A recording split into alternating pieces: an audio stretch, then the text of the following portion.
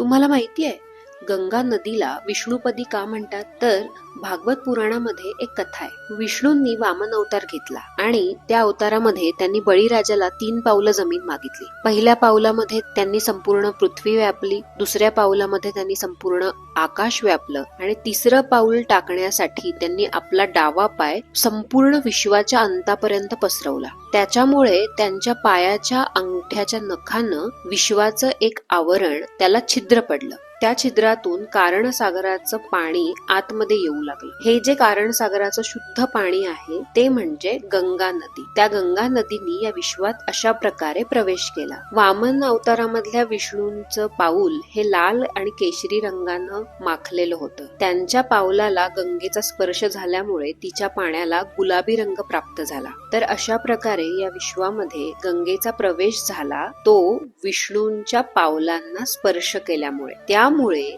तिला विष्णुपदी किंवा भागवतपदी असं म्हटलं जातं. याचा अर्थ असा आहे विष्णूंच्या चरणामधनं उत्पन्न झालेली ती गंगा. ही गंगा नंतर ब्रह्मलोकामध्ये गेली. भगीरथाच्या विनंतीवरून ती नंतर पृथ्वीवर अवतरली. तिच्या पाण्याने पृथ्वीचा नाश होऊ नये म्हणून तिच्या प्रचंड प्रवाहाला भगवान महादेवांनी आपल्या मस्तकावर धारण केलं. तर अशी ही गंगा. तिची अजून एक आख्यायिका ऐकूया पुढच्या भागात. धन्यवाद.